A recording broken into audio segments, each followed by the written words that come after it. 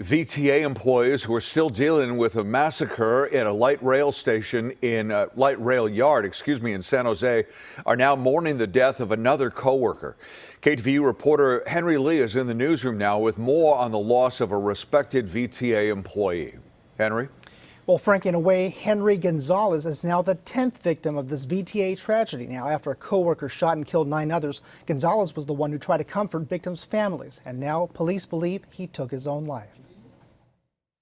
Veteran VTA worker Henry Gonzalez survived the massacre at the light rail yard in San Jose back in May. But Gonzalez, seen here in a photo posted by a relative on Facebook, is now the latest casualty. San Jose police are investigating his death as an apparent suicide. Gonzalez, a married father of 4 who helped co-workers cope after the mass shooting, was found dead on Monday, his first day back at work. Those who knew him said the pain he endured was too much to bear. He was a rock for the local. Everybody admired him. John Costa, international president of the Amalgamated Transit Union, met Gonzalez after the mass shooting.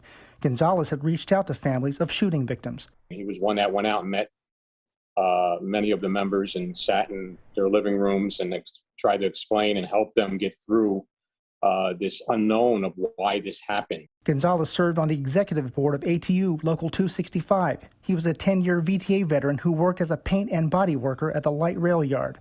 Costa said VTA hasn't done enough to support victims' families in the wake of the tragedy.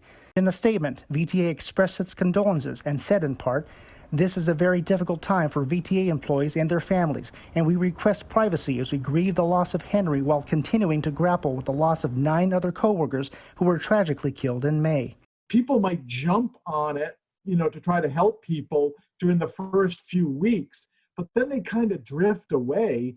Thomas Plant, a psychology professor at Santa Clara University, says caregivers should be prepared for trauma to last for months or years, especially on anniversaries. And here it is a couple of months later, and that might be when people really need the help. So, you have to kind of watch folks and try to be available to help them.